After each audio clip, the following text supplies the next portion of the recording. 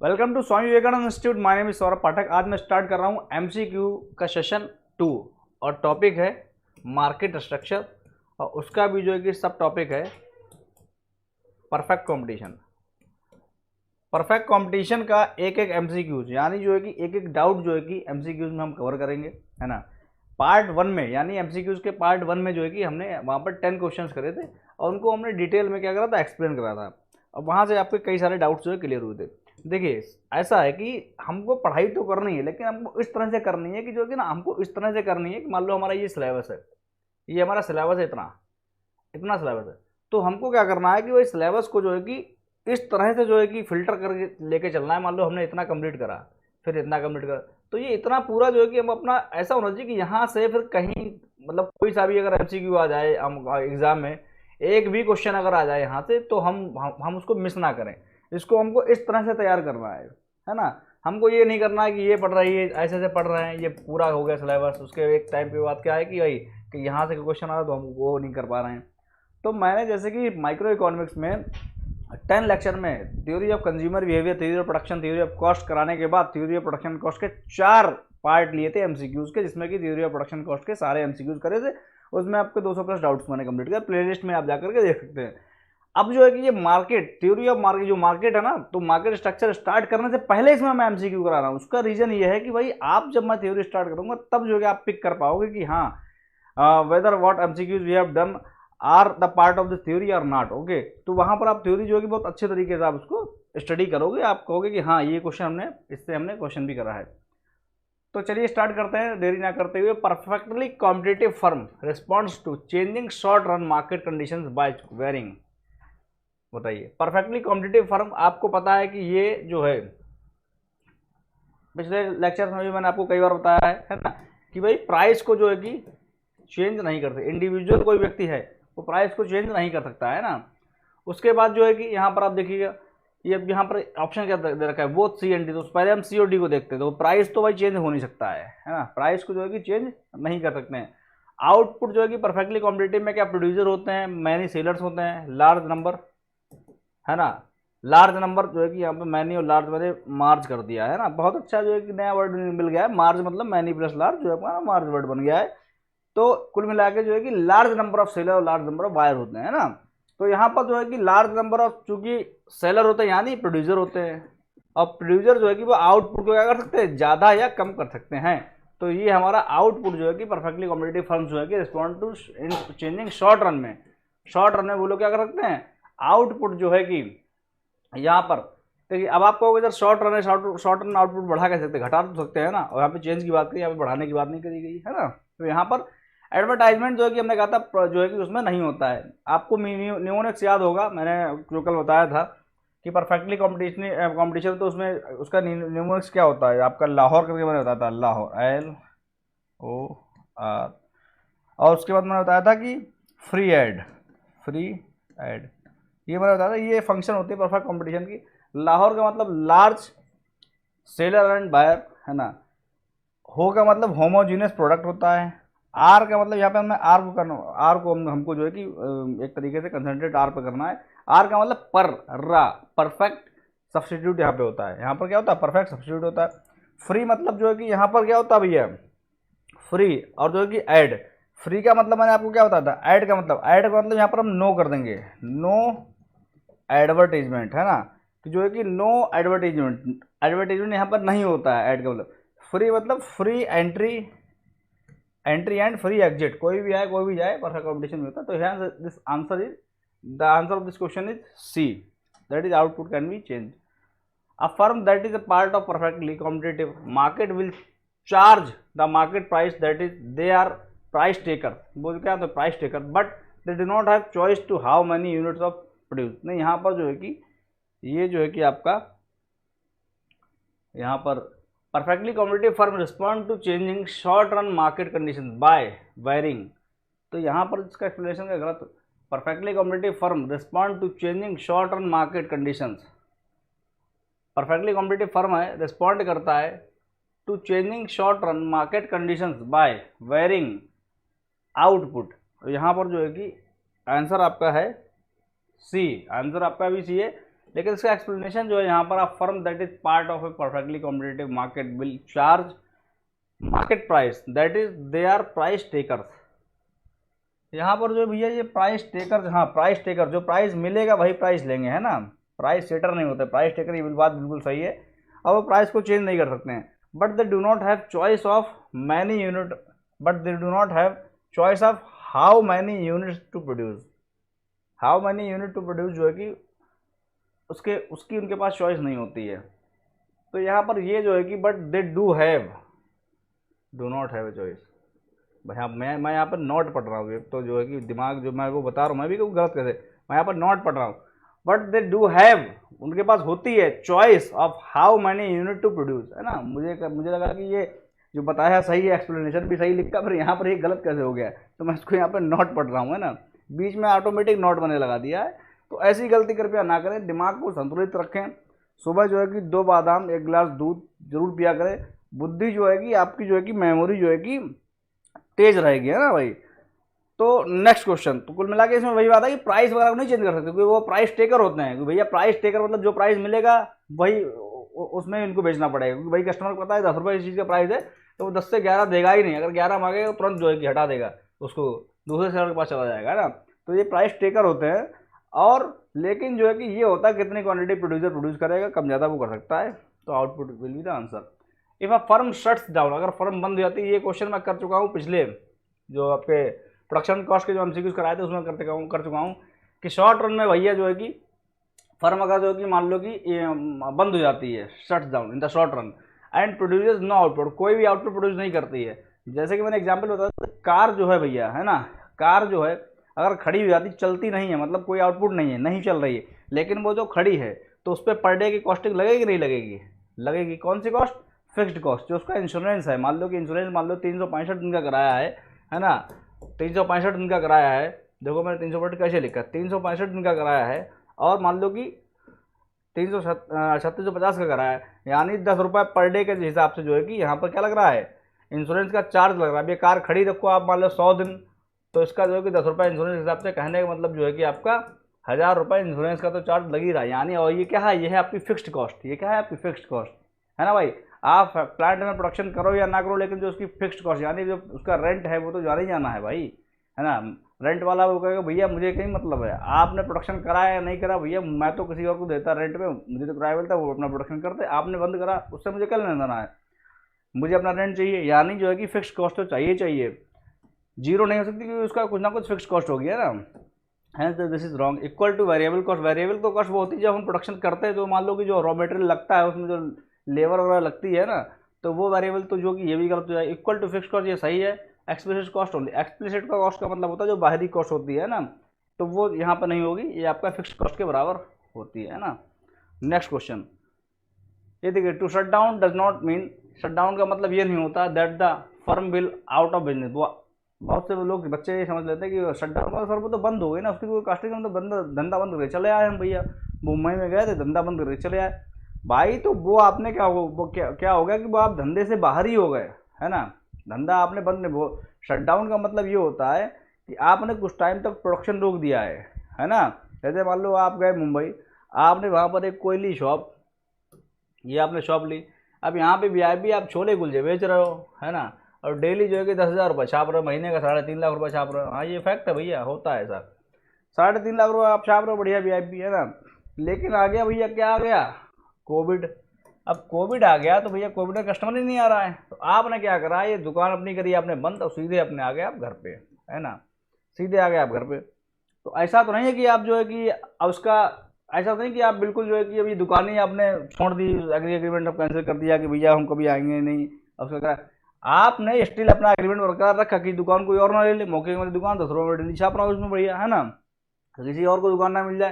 तो आपने मकान मालिक से कहा भैया हम आपका रेंट जो है वो देते रहेंगे। मान लो इस दुकान का रेंट है जो है कि 1 लाख रुपये, है ना, तो जब आप 3.5 लाख रुपये महीना कमा रहे हो, तो 1 लाख रुपये आप अगर 2-4-6 महीने दे भी दोगे, आपने इतना तो कमा के रखा है, तो आदमी कहता है देते रहेंगे, ताकि दुकान ना किसी को मिल जाए, आपकी जानी मानी दुकान है, आपके रेफरेंस का यहाँ पे कस्टमर आ रहा है, तो आप उसका जो 1 लाख रुपये महीना जो इसका रेंट है ये देते रहे हो, है ना। तो यहाँ पर क्या है, शट डाउन आपने कर दिया है, दुकान तो बंद है ना। अगर कोई छोले उलझे बोलते ये थोड़ी ना दुकान खुली है, वो तो कहेगा भैया दुकान बंद है, भाई वो तो दुकान बंद है ना। अब आप तो ये इसलिए जो है कि दुकान बंद होने का मतलब ये नहीं कि तो दुकान ही जो है कि बिल्कुल आउट ऑफ बिजनेस हो गई, वो ऐसा नहीं है। तो यहाँ पर जो है कि ये आप समझिएगा, शटडाउन का मतलब ये नहीं होता है कि firm goes out of business, business के बाहर। It means that the firm simply ceases production, वो प्रोडक्शन अपना बंद कर देती है। Why will a firm continue to operate even though the, अगर ये लॉस करे तो वो क्यों भाई जो है कि, मान लो कि अभी दिन में जो है कि भाई 1000, इनका रेंट तो है ही 1 लाख रुपये महीने का। अब 1 लाख रुपये महीने के अलावा जो है कि कस्टमर बिल्कुल नहीं आ रहा है, अब ये फिर भी बैठे पड़े लेबर लगाए पड़े हैं, है ना। और जो है कि तो या मान लो कि बुक चढ़ा करके और जो है कि बढ़िया छोले कुलचे निकाले पड़े हैं, अब वो बिके नहीं तो इतना लॉस थोड़ी ना करेंगे। तो ये क्या करेंगे, ये सिंपली इसको बंद कर देंगे। लेकिन जो अपना किराया भाड़ा देते हैं, जब मान लो कोविड खुलेगा, जब कस्टमर वापस आने लगेंगे, है ना, तब जो है कि ये अपना क्या करेंगे, स्टार्ट कर देंगे प्रोडक्शन। तो ये सारी बातें हो जाती है। Next, the total revenue curve for a perfectly competitive firm. Total revenue curve for a perfectly competitive firm. देखिए भाई, रेवेन्यू कर्व क्या होता है? रेवेन्यू कर्व जो है कि वो प्रोडक्शन से जुड़ा हुआ होता है। प्रोडक्शन क्या होती है? क्वांटिटी होती है। और रेवेन्यू क्या होता है? क्वांटिटी इंटू प्राइस, या प्राइस इंटू क्वांटिटी, है ना। कहने का मतलब जो है कि आप का जो रेट है, परफेक्ट कंपटीशन में रेट बराबर रहता है। मान लो 10 रुपये किसी प्रोडक्ट का रेट, आपने मान लो 20 क्वांटिटी आपकी प्रोड्यूस हो रही है, तो आपका रेवेन्यू कितना हो जाएगा? 200 हो जाएगा, है ना। ये आपका रेवेन्यू 200 हो जाएगा। अब जैसे जैसे मान लो प्राइस तो फिक्स रहता है, प्राइस जो है कि आपका एवरेज रेवेन्यू होता है ना, ये फिक्स होता है। परफेक्ट कॉम्पिटिशन में ये इसके बराबर होता है, इस तरीके से। अभी मान लो भाई फिक्स है, और जो है कि लेकिन फिर भी जो है कि अगर इसका कर्व बनेगा, वो कर्व मान लो वेरी करेगा, तो वो वेरी करेगा जब क्वांटिटी ऊपर नीचे होगी, है ना। क्वांटिटी ऊपर नीचे होगी तब जो है कि वेरी करेगा। नहीं तो जो अगर क्वांटिटी सेम रहे, क्वांटिटी मान लो अगर बढ़ रही है इस तरीके से, मान लो क्वांटिटी बढ़ रही है इस तरीके से, है ना, क्वांटिटी बढ़ रही, मान लो कि पहले क्या था, प्रोडक्शन कितना, एक क्वांटिटी थी तो ये 10 रुपये रेवेन्यू था। उसके बाद जो है कि प्राइस 10 ही रहा, क्वांटिटी होगी 2 तो 20 रुपये रेवेन्यू, ऐसे 30 रुपये, 40 रुपये, इस तरीके से। तो इस तरह से ये जो है कि रेवेन्यू जो है आपका इस तरह से ऐसे आता है ना। रेवेन्यू भी जो है कि इस तरह से ऐसे क्या करेगा, जाएगा। लेकिन जो है कि अगर ये एवरेज रेवेन्यू, मार्जिनल रेवेन्यू की बात करेंगे, वो भी अगर मोनोपोली वगैरह उसमें मार्केट चले जाएंगे, तो फिर वो जो इस तरह से आपका जो है कि इस तरह से आपका रहता है। और जहाँ पे ये AR है और ये MR है, वो बात की बात करेंगे, हम थ्योरी करेंगे। और ये AR MR का स्लोप जो है कि AR से दुगना है, तो ये सारी हम बातें वहाँ पर करेंगे। लेकिन अभी के लिए हम ये चीज़ डिस्कशन को नहीं करेंगे, तो हम बस इस पर जाएंगे। हमारा क्वेश्चन क्या करा, तो total revenue curve for a perfectly competitive firm. Perfectly competitive firm में कर्व कैसा होता है, तो वो जो है कि आपका इस तरह से होता है, ये होता है, ये होता है परफेक्टली कॉम्पिटिटिव फर्म में आपका जो है कि टोटल रेवेन्यू कर्व ऐसा होता है। ये जो कि प्राइस होता है, और प्राइस बराबर AR बराबर MR, ये आपका होता है इस तरह से। और ये टोटल रेवेन्यू कर्व है ना। हाँ, ये टोटल रेवेन्यू कर्व है। टोटल रेवेन्यू समझिएगा, ये है आपका एवरेज रेवेन्यू कर्व, ये इस तरह से। अब ये टोटल रेवेन्यू कर्व है, तो टोटल रेवेन्यू कर्व को थोड़ा ध्यान दीजिएगा। टोटल रेवेन्यू कर्व देखो यहाँ पर, ये एक मैंने बनाया है कर्व, एक मैंने 10 सेकंड का अपना टाइम लीजिएगा, और टोटल रेवेन्यू कर्व जो है उसके बारे में थोड़ा समझिएगा। टोटल रेवेन्यू कर्व आपका किस तरह से निकलेगा बताइए। टोटल रेवेन्यू कर्व जो है आपका जो है वो आपका इस तरह से बनेगा ना कि ये मैं यहाँ पे कैलकुलेट जो कर रहा था, पहले आपका 10 रुपये था, 20 रुपये था, फिर 30 रुपये था, फिर 40 रुपये था ना। तो वो आपका इस तरह से जो है कि इस तरह से आपका जो है कि चूंकि क्वांटिटी बढ़ रही है लगातार, क्वांटिटी बढ़ रही है ना, तो ये आपका इस तरह से जाएगा, इस तरह से आपका जाएगा, है ना। टोटल रेवेन्यू कर्व जो है कि कैसे जाएगा, वो जाएगा आपका इस तरह से। तो यहाँ पर आप देखिएगा, is vertical line intersecting the horizontal axis. ये जो क्या है, वर्टिकल लाइन इंटरसेक्टिंग क्या है, हॉरिजॉन्टल एक्सिस। तो ये इनका ये कहना है इस तरह से, तो ये गलत है, ऐसा नहीं होगा। Is horizontal line is the horizontal line at the market price. Horizontal line ये है। अब इन्होंने बात कर, अगर ये एवरेज रेवेन्यू की बात करते तब तो ये सही था, लेकिन यहाँ पर बात करें उन्होंने टोटल रेवेन्यू की। ये आप ध्यान दीजिएगा, टोटल रेवेन्यू की बात करें तो ये ऐसा नहीं होगा, है ना। तो आपका ये वाला भी गलत हो जाएगा। उसके बाद start part way up the vertical axis. Vertical axis जो है कि उससे ऊपर से स्टार्ट होते हैं, है ना, sloping upward in a backward S curve. मतलब जो है कि इन्होंने इस तरह से बताया कि ये ऐसे यहाँ से शुरू होगा और ये ऐसे करके जाएगा। तो ये भी मान लो कि ये भी गलत है। हमको ये चाहिए है, is the straight line starting from the origin and sloping upward, ये चीज़ है। तो ये आपकी स्ट्रेट लाइन मैंने इस तरह से कर दिया है, ये स्ट्रेट लाइन ऐसे परफेक्टली कॉम्पिटिशन है ना, तो स्ट्रेट लाइन, क्योंकि प्राइस चेंज नहीं, प्राइस अगर फ्लक्चुएट होगा तभी ये इस तरह से ऐसे बन जाएगा। तो ये हमारा क्या रहेगा, स्ट्रेट लाइन। तो हमारा option D is correct, option D हमारा क्या होगा, करेक्ट होगा, है ना। 14 क्वेश्चन पे हम चलते हैं, देखते हैं कि यहाँ पर, हाँ यहाँ पर आप देखिएगा कि ये डी जो है ऑप्शन आपका सही है। The total revenue curve is a straight line sloping upward from origin because a perfectly competitive firm can sell all unit bought to market at the same, मैंने वो बार बार चिल्ला रहा हूँ मैं कि सेम प्राइस पे जो है कि बिकता है ना। मान लो प्राइस 10 है तो वो 10 ही रहेगा सेम प्राइस पे, the market price. Next, the total revenue curve for a perfectly competitive firm. अब ये टोटल रेवेन्यू कर्व फिर से आ गया है ना। अब आप चारों ऑप्शन पढ़िएगा भाई, फटाफट चारों ऑप्शन पढ़िएगा। यहाँ पर आप देखिएगा पहला ऑप्शन है the directly and professionality related to output. Total revenue curve जो है इनका कहना है कि डायरेक्टली एंड प्रोफेशनलिटी रिलेटेड होता है आउटपुट से। बहुत ध्यान दीजिएगा भैया, टोटल रेवेन्यू आप समझिएगा, टोटल रेवेन्यू क्या होता है, प्राइस इनटू क्वांटिटी। आप समझिएगा यहाँ पर किससे रिलेटेड है ना। तो यहाँ पर जो है कि directly and proportionality related to output, ये बिल्कुल भाई सही लग रहा है हमको, क्योंकि जो है कि टोटल रेवेन्यू जो है कि डायरेक्टली प्रोपोर्शनल है किससे, आउटपुट से। और यही अगर जो है कि टोटल, अगर ये अपॉन में मान लो क्वांटिटी होता तो ये इनडायरेक्टली प्रोपोर्शनल होता, क्योंकि जैसे क्वांटिटी बढ़ेगी ये कम होगा, लेकिन यहाँ पर तो ये क्वांटिटी बढ़ेगी तो ये भी बढ़ेगा। तो यहाँ पर जो है कि ये डायरेक्टली प्रोपोर्शनलिटी है, तो हमारा आंसर जो है कि ए करेक्ट हो जाएगा। लेकिन हम डिस्कस ये वाले भी करेंगे। इनका कहना है डायरेक्टली और इन्वर्सली गलत हो जाएगा। इन्वर्सली क्यों हो जाएगा, होगा भाई, यहाँ पर तो जो टोटल रेवेन्यू जो है कि प्राइस इनटू क्वांटिटी होता है, इन्वर्सली रिलेटेड टू आउटपुट नहीं होगा। इन्वर्सली रिलेटेड टू आउटपुट बिल्कुल गलत है। इन्वर्सली रिलेटेड टू प्राइस, अगर यहाँ पर ये होता कि इस तरीके से क्या होता डायरेक्टली, अगर यहाँ पर होता कि total revenue directly proportional to price, then that option will be also correct because total revenue formula is price into quantity. Okay, hence the total revenue is directly proportional to price and quantity and it is not inversely proportional to both of them. वो आपकी बात हो जाएगी क्या, गलत हो जाएगी। उसके बाद हमारा आंसर जो है कि क्वेश्चन जो है कि वो 15th वाला है, मार्जिनल रेवेन्यू। मार्जिनल रेवेन्यू आप समझिएगा, एक एक्स्ट्रा यूनिट प्रोड्यूस बेचने से जो रेवेन्यू जनरेट होता है। मार्जिनल रेवेन्यू क्या होता है, total revenue of N minus total revenue of N minus one product, है ना। जितना भी आया, जैसे मान लो कि 10वां प्रोडक्ट बेचने से 100 रुपये आया था और नमा एक 10वां मतलब एक क्यू माइनस वन यानी एन माइनस वन है ना, तो वहाँ पे मान लो कि नमा प्रोडक्ट बेचने से 90 आया, तो टोटल रेवेन्यू कितना है 10। तो यही वाली बात करी जा रही है। तो यहाँ पर जो है कि टोटल रेवेन्यू, मार्जिनल रेवेन्यू को हम ऐसे लिख सकते हैं, rate of change of total revenue with respect to rate of change of quantity, it is the formula of marginal revenue.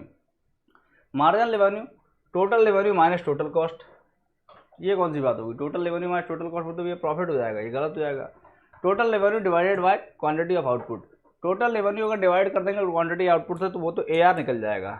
अब आपको सर यहाँ तो डिवाइड, ये डिवाइड नहीं हो रहा मेरे लाल, मेरे पूत, मेरे बालक, ये डिवाइड नहीं हो रहा है, ये टोटल रेवेन्यू अपॉन ये इस तरह से हम डेरिवेट कर रहे हैं भैया। इसका मतलब हुआ है कि rate of change in total revenue with respect to rate of change in quantity, hence it is not divided. ये डिवाइड नहीं, ये आपका डेरिवेट हो रहा है यहाँ पर, है ना। तो ये एवरेज रेवेन्यू हो जाएगा, है ना, ये वाला। लेकिन यहाँ पर तो चेंज की बात कर दी गई, change in total revenue divided by the change in total output. ये जो है कि ये आपका चेंज को डिवाइड करा गया है। इन्होंने कह दिया यहाँ पर total revenue divide, total revenue divide हो रहा है। टोटल रेवेन्यू डिवाइड का मतलब ऐसे आ जाएगा, टोटल रेवेन्यू अपन क्वांटिटी, जो कि हो जाएगा आपका AR। लेकिन यहाँ पर चेंज की डिवाइड है तो ये हमारा सही हो जाएगा, hence option C is correct. The fourth option what it is saying that change in total revenue divided by the change in quantity of an input used. Input से गलत हो जाएगा यहाँ पर, इनपुट से भैया यहाँ पर क्वांटिटी जो है, माफ़ी चाहूँगा बहुत बहुत, कोरोना दोबारा आने लगा क्या, दोबारा तो नहीं, दिल्ली में कैसे निकल रहे भाई, है ना। तो जो है कि यहाँ पर भाई क्या टोटल रेवेन्यू का मतलब किससे होता है, प्राइस इनटू क्वांटिटी से। तो यहाँ पर जो है कि क्वांटिटी और प्राइस के टर्म में हमको बात करनी, तो हमारा ये चेंज इन आउटपुट यानी क्वांटिटी से मतलब है। यहाँ पर क्वांटिटी ऑफ इनपुट यूज से मतलब नहीं है यहाँ पर। तो हमारा चौथा गलत हो जाएगा, तीसरा सही है, जो कि यहाँ पर करा था। Word margin means last unit, है ना। Marginal revenue is the measure of how much revenue is added to the total revenue producing the last unit, है बताया ना मैंने कि जो है कि अगर मान लो एन लास्ट यूनिट है टोटल रेवेन्यू, तो टोटल रेवेन्यू लास्ट यूनिट से -1, ये जो टोटल रेवेन्यू बढ़ रहा है वो हमारा हो जाएगा मार्जिन। 16 क्वेश्चन कह रहा है the slope of total revenue curve equals, slope of total revenue equals, अभी आपको बता दें ना, slope of total revenue equals, है ना। अब ये परफेक्ट कॉम्पिटिशन का काहे का है, परफेक्ट कॉम्पिटिशन का ही बात चल रही है यहाँ पर, लेकिन यहाँ पर लिखा नहीं है, लेकिन फिर भी हम आगे बढ़ते हैं, पढ़ते हैं आप इसके objective. The slope of total revenue curve equals marginal revenue which equals to the price of perfectly competitive firm. देखिए बिल्कुल बात सही है। देखिए किसी का अगर स्लोप निकालना है तो हम क्या करते हैं, उसका डेरिवेट करते हैं। स्लोप का मतलब क्या हुआ कि ये किस तरह से चेंज हो रहा है, ये जो है कि किस तरह से, मान लो ये वाई एक्सेस है, ये एक्स एक्सेस है, तो एक्स एक्सेस के अगेंस्ट जो है कि ये किस तरह से चेंज हो रहा है भैया। जैसे मान लो कि ये है इस तरह से, अब ये लाइन है, इस लाइन का मतलब क्या हो गया कि ये जो है कि लगातार जो है कि वाई में चेंज हो रहा है, लेकिन एक्स में कोई चेंज नहीं हो रहा है। इसका मतलब ये हुआ, ये लाइन है ये वाली, इसका मतलब लगातार एक्स में चेंज हो रहा है, वाई में कोई चेंज नहीं हो रहा है। ये लाइन है, इसका मतलब एक्स में और वाई में लगातार जो है कि बराबर बराबर चेंज हो रहा है, क्योंकि देखिए यहाँ पर जितना ये बढ़ रहा है उतना ये, जितना ये बढ़ा उतना फिर ये बढ़ेगा, जितना ये बढ़ा उतना ये बढ़ा, जितना ये बढ़ा उतना ये बढ़ गया, है ना। लेकिन मान लो अगर कोई लेटी हुई लाइन है ऐसे, तो एक्स में कम चेंज हो रहा है, वाई में ज़्यादा हो रहा चेंज। नहीं किस तरह से, वाई में कम हो रहा है, एक्स में ज़्यादा चेंज हो रहा है ना। देखो ये यहाँ पर आ गए, लेकिन इसमें चेंज हुआ इतना और इसमें चेंज थोड़ा सा ही हुआ है ना।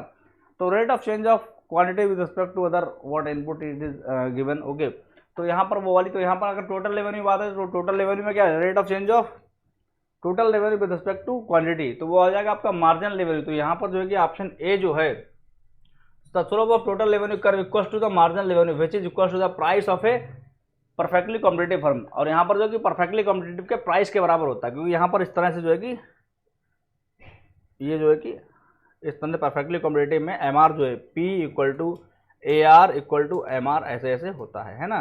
तो यहाँ पर आप पढ़िएगा, समझिएगा, तीनों ऑप्शन और भी पढ़ लीजिएगा, वहाँ पर कोई डाउट हो तो बताइएगा कि जो है कि आंसर ये हो सकता है। अपना दिमाग लगाइएगा, क्योंकि मैं अगर ऐसे लेकर के चलूँगा तो आपको समय नहीं मिलेगा अपना दिमाग लगाने का, है ना। क्योंकि चीज़ें वही याद रहती हैं जो हम अपना दिमाग लगाते हैं, वो बाद में सही होती हैं गलत होती, तो हमको लगता है अरे सही बिल्कुल मैंने आंसर दिया, अरे ये आंसर मैंने गलत दे दिया, है ना। तो वो चीज़ आप याद रखते हो, है ना। तो यहाँ पर जो है कि भैया ये आपका सही होगा और सही लग रहा है। बाकी हम ये देखते हैं कि ऐसा तो नहीं कि जो है कि ये भी कोई सही हो, है ना। तो मार्जिनल रेवेन्यू, हालांकि हमको डिस्कस करना क्योंकि हमको डाउट दूर करना, एग्जाम में होते तो हम यहीं पे टिक करके आगे निकल जाते। Marginal revenue which is greater than the price for perfectly competitive. भैया मार्जिनल रेवेन्यू ग्रेटर तो नहीं होता, मार्जिनल रेवेन्यू होता है प्राइस के बराबर होता है ना। Marginal revenue which is less than, less भी नहीं होता। Average revenue, total slope of जो है कि वो एवरेज रेवेन्यू कैसे हो जाएगा, क्योंकि वो तो change in total revenue with respect to change in, है ना, क्वांटिटी। तो यही जो कि होता है मार्जिनल रेवेन्यू के बराबर। लास्ट वाले क्वेश्चन में हम डिस्कस कर चुके हैं। Hence option A is correct, other are incorrect. Explanation is given here, you can read that. Next, जो अभी इतनी देर से मैं चलाता हुआ आ रहा हूँ कि भैया परफेक्टली कॉम्पिटिशन में क्या होता है, वो यहाँ पर दे रखा है और एक झटके में आप लोग करिएगा। For the perfectly competitive firm what is the relationship between market price, average revenue and marginal revenue, जो कि बता चुका। परफेक्टली कॉम्पिटिशन में प्राइस बराबर होता है, और प्राइस जब बराबर एक ही रहेगा तो एवरेज रेवेन्यू जो कि है, एवरेज रेवेन्यू क्या होता है, टोटल रेवेन्यू अपान क्वांटिटी। अब भैया आप ये बताइएगा कि जब प्राइस बराबर है तो ये एवरेज रेवेन्यू भी हमेशा बराबर रहेगा, क्यों, और वो प्राइस के ही बराबर रहेगा। भैया मान लीजिएगा आपने 10 क्वांटिटी, मान लो टोटल रेवेन्यू आपका बना, मान लो आपने 10 क्वांटिटी परचेज करी, है ना, 100 रुपये की, और टोटल और प्राइस था मान लो उसका, क्वांटिटी थी मान लो 10, तो ये कितना आया, 10 रुपये का बराबर। जैसे हिसाब लगा लीजिए, मान लो कोई 10 रुपये रेट, 10 रुपये किलो मान लो आलू बिक रहा मार्केट में, और आपने 20 किलो आलू लिया, तो टोटल रेवेन्यू 200 हुआ, और आपने कितना लिया, 20 किलो। तो ये देखो इसका तो तुरंत रेट निकला है, किसके बराबर, प्राइस के बराबर है ना। तो प्राइस और एवरेज रेवेन्यू बराबर, जो कि मार्जिनल रेवेन्यू के बराबर होता है। मार्जिनल रेवेन्यू क्या होता है, change in total revenue with respect to change in quantity. अब इसका मतलब जो टोटल रेवेन्यू जो चेंज हो रहा है, यानी अगर मान लो कि अगर आपने 10 किलो आलू लिए, है ना, 100 रुपये हुए, और आपने जो है कि भाई यहाँ पर 10 रुपये के हिसाब से 10 किलो आलू 100 रुपये को, लेकिन आपने अगर 9 किलो आलू लिए होंगे तो वो 90 रुपये हुए। तो मार्जिनल रेवेन्यू यही तो है ना भाई, change in total revenue with respect to quantity. तो मैंने जो आपको बताया था, यहाँ भी 10 रुपये निकला, यानी एम आर ए आर और ए पी जो है सब बराबर है, और ऑप्शन आपका ए करेक्ट हो जाएगा। याद रहे कि ये परफेक्टली कॉम्पिटिशन की बात हो रही, परफेक्ट कॉम्पिटिशन की, है ना। Next, the golden rule of profit maximisation states that any firm maximise profit producing where. Golden rule of profit maximisation, देखिए आप सभी लोग सहमत हैं, जानते हैं कि भैया फर्म का एक ही मोटिव होता है, उसे दुनियादारी से मतलब नहीं, उसका कहना है कि प्रॉफिट हो, बस इज्जत हो समाज में, वो सब उससे उसके लिए नहीं आता। फर्म आती है, अगर आपको बिजनेस सेट करोगे तो आप सेट करोगे प्रॉफिट मोटिव से, है ना, तो ये प्रॉफिट मोटिव होना चाहिए, तो ये चीज़ होती है। तो यहाँ पर जो है कि तो golden rule of profit maximisation states that any firm maximises profit by producing where demand is unit elastic. समझिएगा, डिमांड यूनिट इलास्टिक हो, ये कौन सी, मतलब समझिए बात हो। अब ये शायद इस तरह का क्वेश्चन पहले भी कर चुके हैं। Total revenue is greatest, total revenue is greatest और डिमांड इज यूनिट इलास्टिक, ये इस पर ध्यान दीजिएगा, इस पर ध्यान दीजिएगा। मैं ये नहीं कर रहा हूँ गलत सही कौन सा, अब ये आप ध्यान दीजिएगा। Price equals average revenue, price equals average revenue, है ना। अब यहाँ पर देखिएगा परफेक्ट कॉम्पिटिशन की बात करी गई है, लेकिन यहाँ पे कह दिया price equals to average revenue, है ना। Price equals to marginal cost, marginal cost, price जो है वो मार्जिनल कॉस्ट के बराबर होना चाहिए। और प्रॉफिट मैक्सिमाइजेशन की बात करनी चाहिए, कह रहे हैं जितनी लागत है उतना ही प्राइस सेट कर दिया है ना। तो लेकिन बात करेंगे कि हमको क्या करना है, प्रॉफिट मैक्सिमाइज करना है ना। और golden rule of profit maximisation की बात चल रही है। Marginal revenue equals to marginal cost, है ना। MR इक्वल टू MC,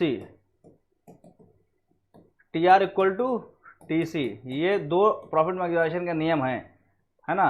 तो भैया यहाँ पे आंसर कौन सा सही हो जाएगा, सब कुछ तो मैंने बता दिया, बचा क्या है, तो आप जो है कि फटाक से आंसर दीजिए इसका, है ना। तो ये MR इक्वल टू MC जो है, margin revenue equal to marginal cost जो है कि ये हम प्रॉफिट मैक्सिमाइजेशन के लिए हम ये लगाते हैं और उसी से हम प्रॉफिट मैक्सिमम कितना होगा वो हम निकालते हैं। तो हमारा answer D will be correct. Hence we are proceeding with the another question. Question number 19 is saying the average revenue, average revenue क्या है, टोटल रेवेन्यू अपॉन क्वांटिटी, है ना। टोटल रेवेन्यू अपॉन जो है कि क्वांटिटी होगा, कोई नीचे कुछ और ना कर दे, है ना। टोटल रेवेन्यू, ये आप याद रखो RQPL, प्रोडक्टिविटी जब बात आती है टोटल प्रोडक्टिविटी, है ना। और जो है कि मार्जिनल प्रोडक्टिविटी की बात होती है, तो ये आप या मान लो कि एवरेज प्रोडक्टिविटी की बात होती है, तो यहाँ पर टोटल प्रोडक्टिविटी अपन L नीचे आता है ना, बात समझ रहे हो आप। अब marginal product change in total productivity with respect to change in total labour, यहाँ पर तो ये PL याद कर लीजिएगा, PL का। अगर आप जो कि प्रोडक्टिविटी जो है कि उसको अगर आप उसके एवरेज प्रोडक्ट या उसका मार्जिनल प्रोडक्ट निकालेंगे, then you will have to divide total product with respect to labour, और you will have to means for marginal productivity you will have to divide change in total product with respect to change in total labor. But in the case of total revenue you will have to memorize RQ आप याद रखिए, RQ मीनो mix है ना। तो बच्चे का यार confuse था कि नीचे लेबर आएगा कैपिटल, यही कंफ्यूजन हो जाता है बहुत ज़्यादा, क्योंकि यार देखो बात यह है कि कॉन्सेप्ट भी अच्छी बात है। बहुत से बच्चे कह रहे होंगे सर ये तो खुला ABCD कौन नहीं जानता, जो क्योंकि ये ABCD है आपकी इकोनॉमिक्स की, है ना, ये सब लोग जानते हैं। लेकिन कई बार ऐसा होता है यहाँ पर ये ABCD ये बहुत कॉन्सेप्चुअल है, कॉन्सेप्ट से निकली हुई हैं, तो कई बार ये कॉन्सेप्ट तो समझिएगा, मैंने आपको जो भी पढ़ाया सब कॉन्सेप्चुअल पढ़ाया है। जो एक बार पढ़ लेगा वो कल को किताब भी लिख देगा, है ना, राइटर भी बन जाओगे आप लोग। तो लेकिन बात यह है कि हमको हर जगह जो हमको थोड़ी चीज़ें मीनोमिक्स जो भी है ना उसको अपने दिमाग में उस तरह से भी हमको याद कर लेना है, क्योंकि कई बार अगर आप एग्जाम में भूलोगे तो आप पूरा कॉन्सेप्ट तो नहीं निकालोगे बैठ के। अब अरे हाँ ये तो क्यू से डिवाइड होगा, ये बात आप पता कर पाए 10 मिनट में, अब 10 मिनट तो 10 क्वेश्चन हो जाते, है ना, 20 क्वेश्चन हो जाते, तो आपका टाइम हो गया बर्बाद। Therefore please write down the mnemonics की RQ एंड PL, मतलब R में रेवेन्यू बात है तो क्वांटिटी डिवाइड होगा, और PL RQ PL बहुत तो सिंपल है, R के बाद Q के बाद R आता है, ये सब आपके इंटर रिलेटेड है, PL है ना, ये सब चीज़ें। तो है average revenue is total revenue minus total cost, ये कौन सी बात आ गई, profit total revenue divided by quantity of output, ये आपका सही जाएगा, answer B is correct and it is very simple question. We are moving to the 20th question and the last question of the session, because in every session we will be covering 10 questions and we will be covering these 10 questions by discussing widely, okay, so that all the doubts of our this topic market can be cleared, okay. So if that average revenue equals to total average total cost, इनका कहना है average revenue जो है वो equal है average total cost, average total cost ये इसके बराबर है। एवरेज रेवेन्यू जो है कि एवरेज टोटल कॉस्ट आपको याद होगा, देखिए भाई एवरेज रेवेन्यू तो ये हो गया यहाँ पर, है ना। और एवरेज टोटल कॉस्ट मैंने आपको बताया था किस तरह से होता है, एवरेज टोटल कॉस्ट आप सभी लोग भूल गए, इस तरह से एवरेज टोटल कॉस्ट, है ना, एवरेज टोटल कॉस्ट आपकी इस तरह से। बाकी जो है कि टोटल कॉस्ट आपकी किस तरह से थी, टोटल फिक्स कॉस्ट ऐसे थी, है ना, और जो है कि टोटल वेरिएबल कॉस्ट जो है कि इस तरह से थी, और जो है कि उसके बाद जो क्या था टोटल वहाँ पे टोटल जो कॉस्ट थी वो इस तरह से थी, क्योंकि ये क्या होती है, टोटल कॉस्ट क्या होती है किसके बराबर, टोटल फिक्स कॉस्ट और प्लस टोटल वेरिएबल कॉस्ट इसके बराबर होती है। अब यहाँ पर उन्होंने कह दिया कि भैया ये जो है, अब देखिए इस तरह से होता है परफेक्टली कॉम्पिटिशन का ये फर्क होता है कि जो है कि ये रेवेन्यू है, एवरेज रेवेन्यू, और ये एवरेज कॉस्ट है ना, इस तरह से होता है। इनका कहना है average revenue equals to the average total cost. Total revenue is maximised, total revenue क्या है, वो मैक्सिमाइज्ड है। Average revenue is maximised, total revenue देखिए, टोटल और एवरेज में फर्क समझिएगा। Total revenue is maximised, average revenue is maximised, economic profit is maximised. Economic profit आप समझिए, इकोनॉमिक प्रॉफिट वो होता है इसमें हम इम्प्लीसिट कॉस्ट अपने जोड़ के चलते हैं, इम्प्लीसिट कॉस्ट भी लगा के चलते हैं कि भैया इम्प्लीसिट कॉस्ट जो है कि हमारा अगर हमको ये मिल सकता है तो हमारा वो प्रॉफिट नहीं है, तो हमको हर जगह मिल सकता है। तो इकोनॉमिक प्रॉफिट वाली बात हो जाती है, यानी इम्प्लीसिट कॉस्ट जो है कि हम उसका भी हिसाब किताब उसमें जोड़ के चलते हैं। अगर मान लो 50,000 हमको प्रॉफिट हुआ तो हम, और 50,000 तो हम कहीं और भी कमा सकते हैं, धंधे में रहकर हमने 50,000 कमाया तो हम ये कहेंगे प्रॉफिट जीरो हुआ। इम्प्लीसिट कॉस्ट मतलब जो है कि उसका हिसाब, मतलब जोड़ने का मतलब उसको हम हटा देते हैं कि भैया ये तो 50,000 हमको प्रॉफिट जीरो हो गई, इतना तो पैसा हम कहीं और भी कमा सकते हैं, हमने फिर धंधे क्यों करा? धंधा हमने इसलिए करा ताकि हमको प्रॉफिट हो। यानी जो 50,000 हमको कहीं और मिल सकता है नौकरी करके, वो तो हमको मिले ही, प्लस में प्रॉफिट भी मिले। तो ये वाली बात हो जाती है। Economic profit is maximised, economic profit is zero. तो ये बताइए, फटाफट दिमाग लगाइए 30 सेकंड, और 30 सेकंड दिमाग लगाने के बाद अपना जो है कि आंसर जो है कि दीजिएगा। और बहुत ही सिंपल क्वेश्चन है, ज़्यादा इसमें दिमाग नहीं लगाना है, बहुत सिंपल क्वेश्चन है। जब आपका एवरेज रेवेन्यू जो है कि एवरेज कॉस्ट के बराबर होता है, टोटल रेवेन्यू है ना टोटल कॉस्ट के बराबर होता है, तो आप उस कंडीशन में आप क्या करेंगे बताइए। और ये नॉर्मल प्रॉफिट की बात चल रही है भाई, यहाँ पर नॉर्मल प्रॉफिट की बात चल रही है।